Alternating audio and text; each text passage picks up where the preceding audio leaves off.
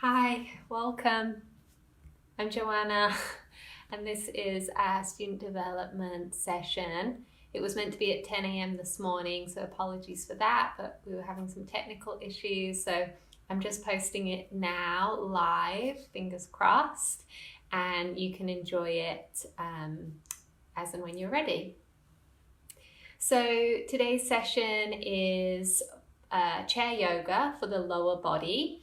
I did in a previous session do the upper body, so I'm sure that is searchable if you're curious.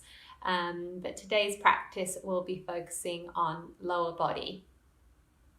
And as we know, we get a lot of different varieties of students in our practices. And so it is very important that we create practices that are inclusive and accessible to everybody. And so even if you don't intend on teaching chair yoga specifically, you might find some of these asana helpful to have in your toolkit, just in case you come across a student who has, just had a knee replacement or a hip replacement, or has sensitivities in the knees, hips, ankles, wrists. So just enjoy the practice for what it is, take what you need, leave what you don't as always. You can participate or you can simply take notes.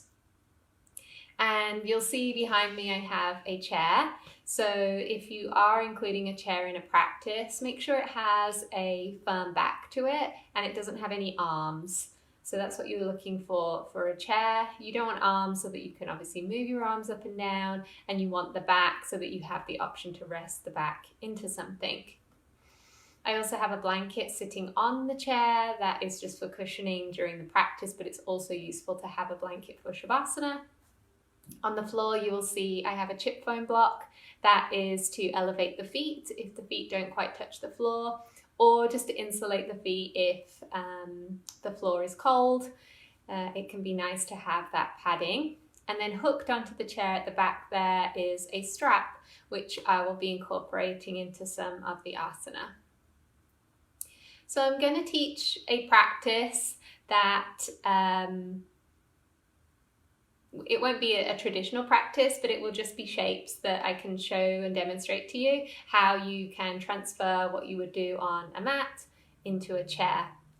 So I'll meet you on your chair if you're joining in today.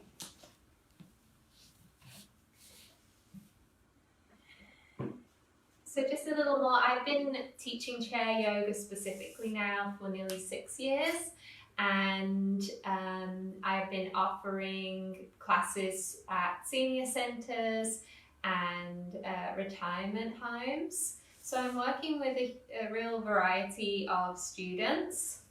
I'm just going to move this slightly over. There we go.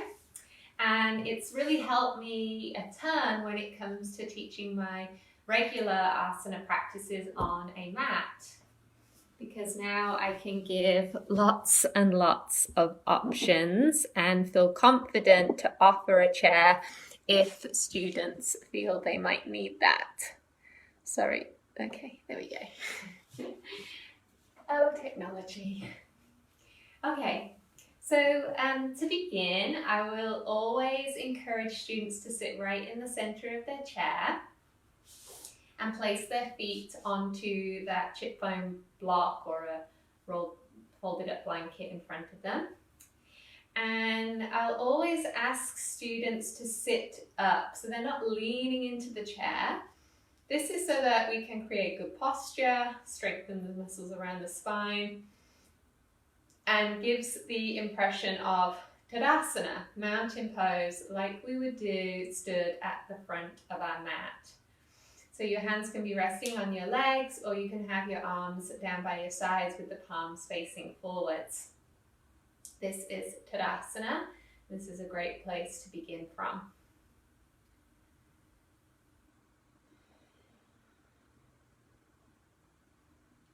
From here, I'm going to offer a hamstring work. So for that, you would slide your prop forwards and rest your heels onto it. You also have the option to stay seated in the middle of the chair or shuffle the pelvis a little closer to the edge of the chair and hold the hands to the sides of the chair for stability.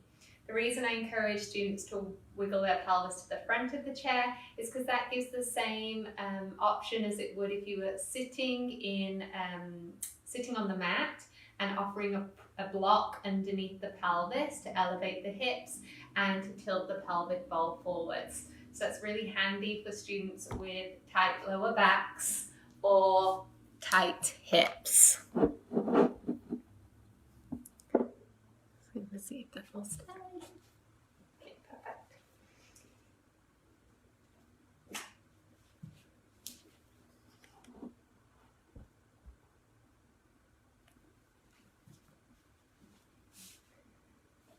So with the heels on the block, you can inhale and sit nice and tall, hands to your chair, and then exhale, hinge forwards, leaning into Paschimottanasana or a seated forward fold. You can encourage students to keep their knees soft or have their legs straight. This might also be a great moment to introduce your strap. Slide the strap under the soles of the feet, roll the strap around the hands, and press the strap into the feet and the feet into the strap and start to hinge forwards.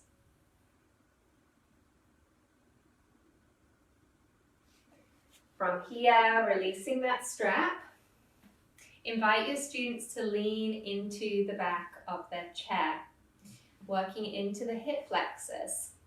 So we'll move into knee to chest pose like you would do in a reclined position, knee moving to chest. Option to just place your right foot on the mat if that's enough for some students, and just focus on flexing the left foot and pushing the sole of that left foot forwards, breathing into the left hip.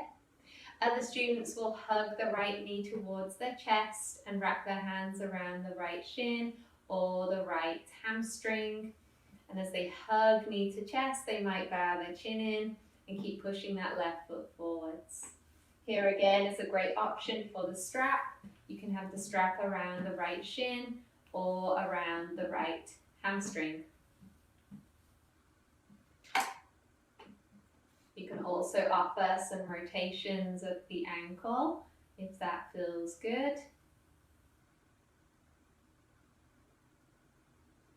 From here, we could move into half happy baby, just like we would do if we were lying on our backs.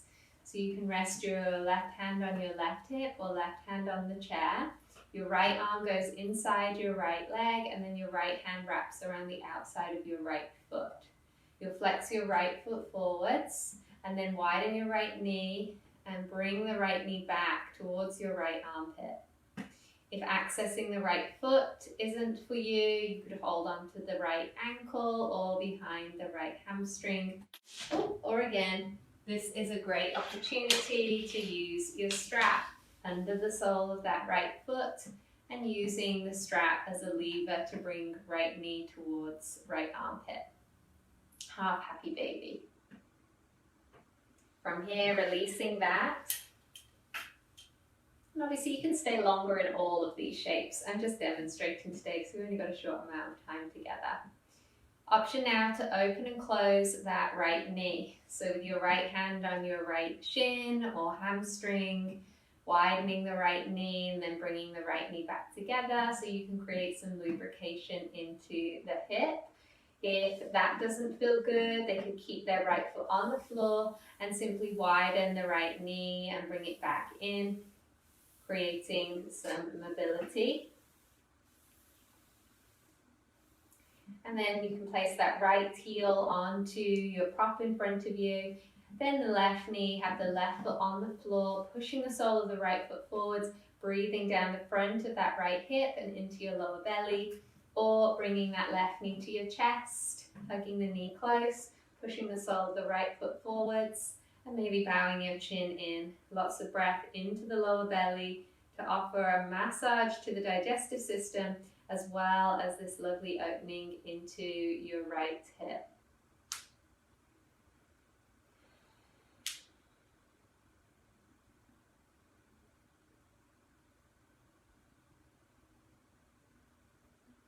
Again, option to offer some ankle rotations here if that feels good.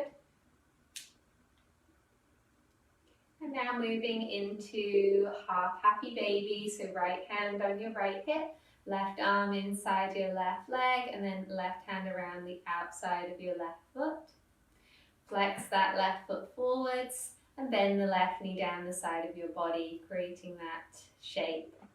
Again, strap could go under that left foot if needed, or you can move the left hand, the left ankle, or behind the left hamstring. And then bringing that left knee back in towards your chest. An option to open and close that left knee, either with the left foot in the sky or with the left foot on the floor, sliding the foot in and out.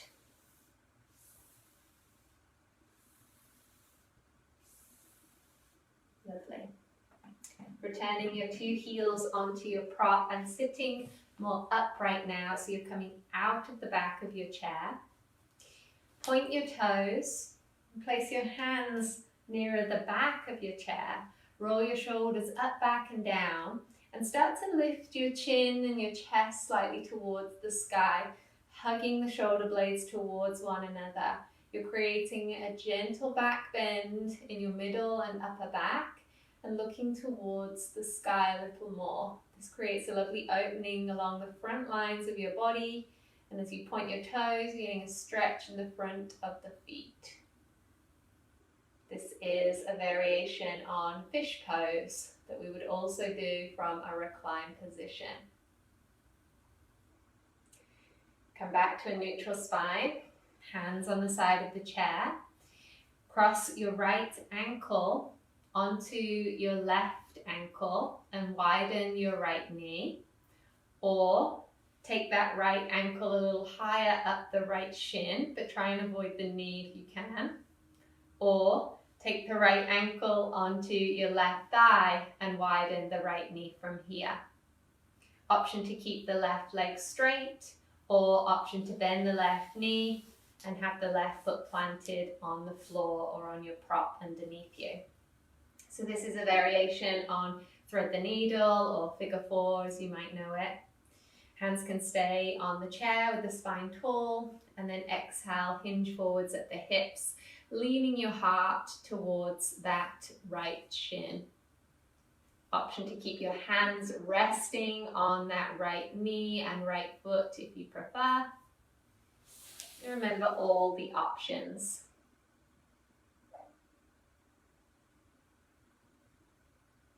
You might find that some students don't spend the entire practice on the chair, but just for certain poses they want to come to the chair, and that's fine. They can have their chair nearby whenever they need it.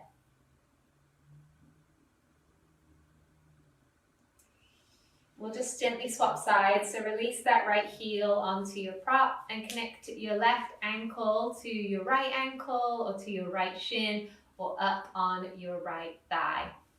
Left knee wide, left foot flexed. Maybe your right foot is flexed and your right leg is long. You inhale your breath and then exhale to hinge forwards. Or maybe you bend that right knee and have your right foot to the earth or onto your prop, and then you hinge forwards from that place in a more compact shape.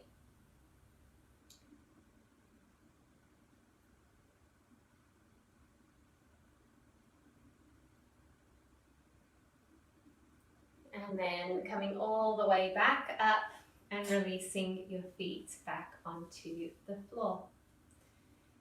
From here we'll move into goddess or straddle. So you'll take your feet off your prop and place them a little wider on the floor with the heels turned in and the toes turned out. And again, sitting quite close to the edge of the chair, hands on the thighs. And there's lots of shapes you can do from this position with this really steady base. So we'll start first with a twist. Inhale, hands to thighs, lift the spine tall. Exhale, lower your right shoulder in between your legs and turn your chest to the left. And inhale through center, and exhale the same, turning the chest to the right. And inhale through center. As you exhale, hinge forwards at your hips. You can keep your hands on your thighs, you could put your forearms on your thighs, or some might bring the hands onto that prop in front of them.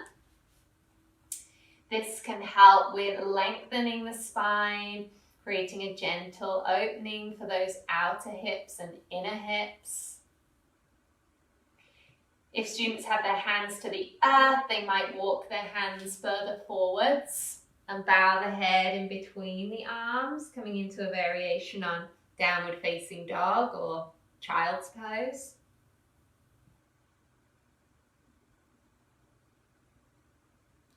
And then walk the hands back towards the legs and slowly lift the chest. Another option here would be Sufi grind with this nice base. So taking a massaging circle, sweeping the chest over the legs, and then taking the chest back, moving in one direction, moving with the breath. So anytime you inhale, taking the chest forwards, and anytime you exhale, taking the chest back. And then you can take that in the other direction as well, taking as many rounds as you wish. And remembering to let the students know that if this creates any dizziness, nausea, or discomfort, that they can just simply come back to sitting nice and tall. You could offer goddess here, so either keeping the feet rooted to the floor or coming up onto the balls of the feet. And then option to bring the arms into goddess as well, so the elbows are in line with the shoulders. From here, you could also work into a little more upper back work. So you could inhale, taking the elbows and shoulders back and lifting the chest and chin a little. And then exhale, bringing the elbows and fingertips to touch, head down. You could do a couple more cycles of that. Creates nice mobility through the spine and a lovely heart and chest opener.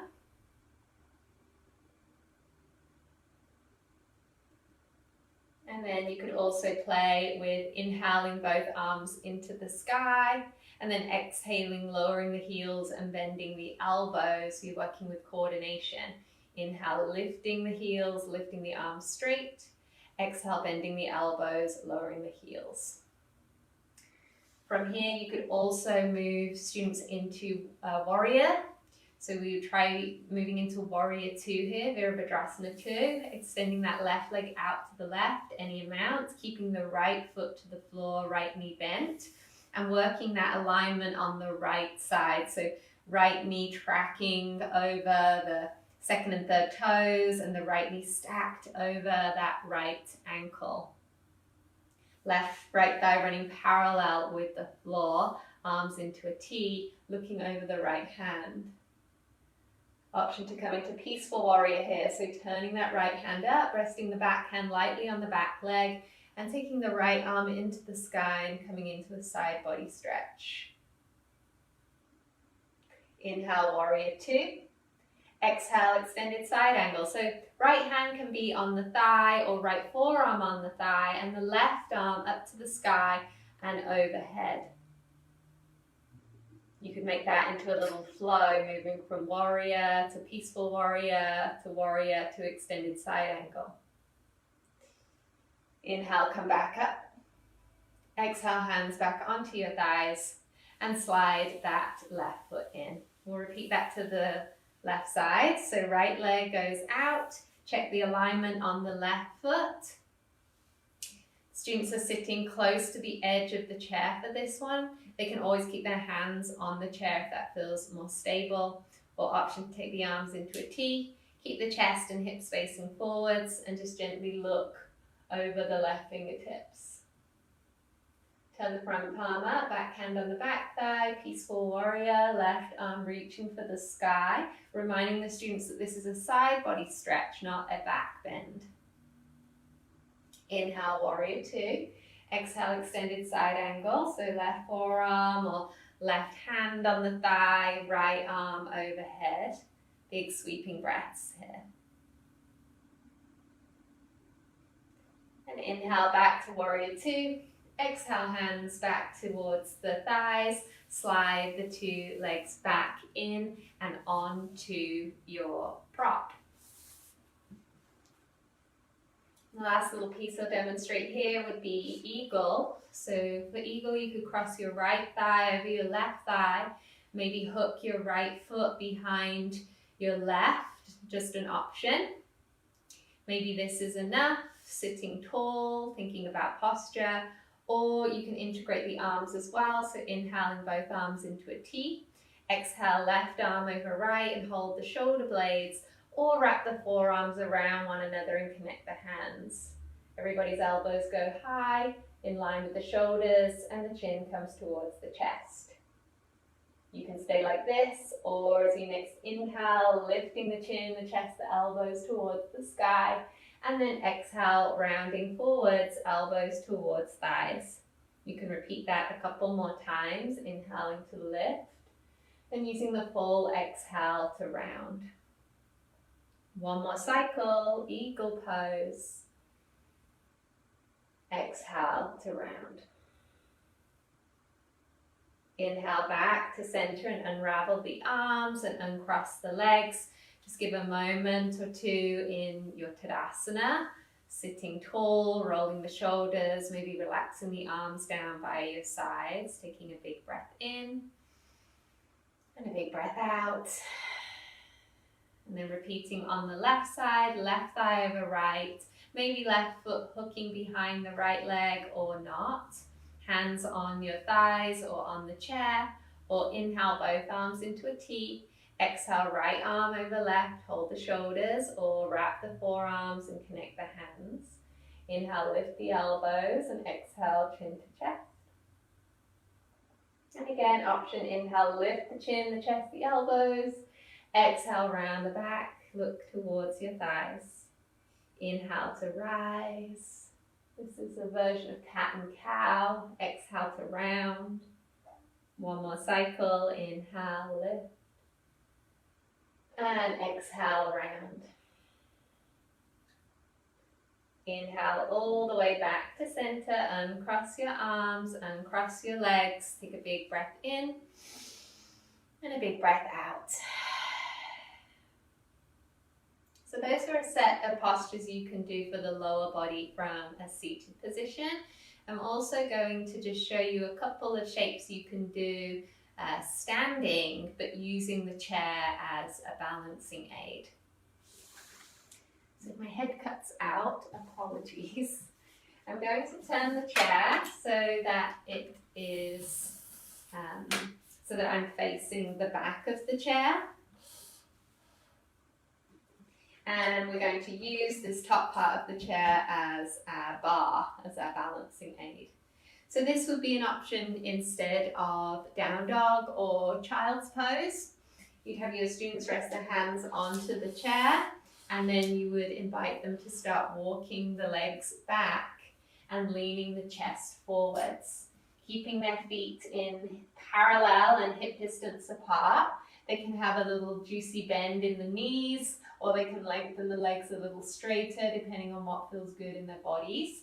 They can also decide how far away they're walking those feet depending on how that feels through their shoulders. So if they have shoulder sensitivity, maybe they walk the feet a little closer and have the elbows more bent. If it feels good in the chest and shoulders, they might walk those feet a little further back and melt the chest down.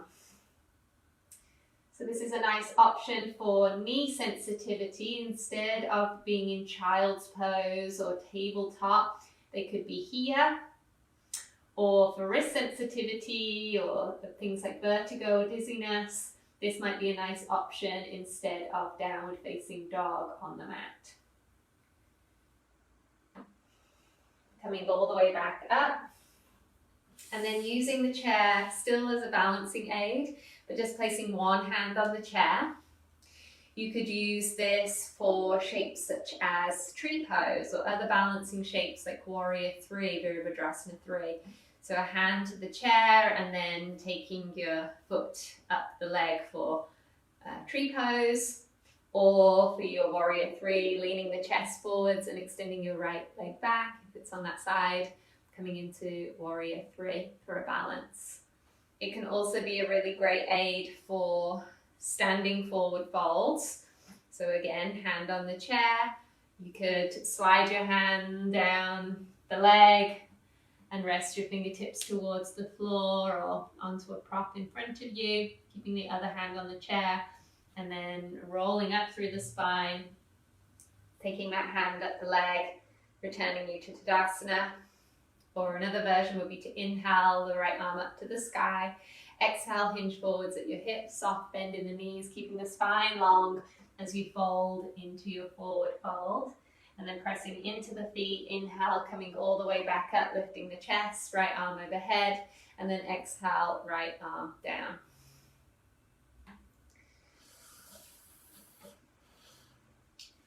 And then you could also offer your Shavasana from a chair if that would be more comfortable for some students, especially students who do have vertigo or dizziness.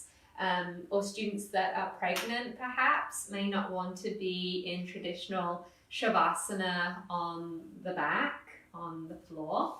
So you could encourage them to lean into the back of the chair and then extend their legs long and let their legs go wide. They could then put their blanket on top of them for weight and warmth. Hands can rest on the body or the arms can dangle down the sides of the chair. So that's covered quite a lot of the lower body asana.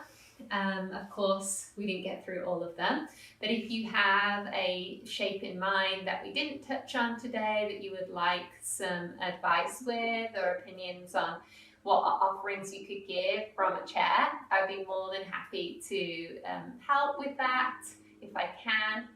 And so I just hope that this has been useful or insightful to you, that a chair can be a really, really great tool, just as much as blocks and bolsters and straps can be.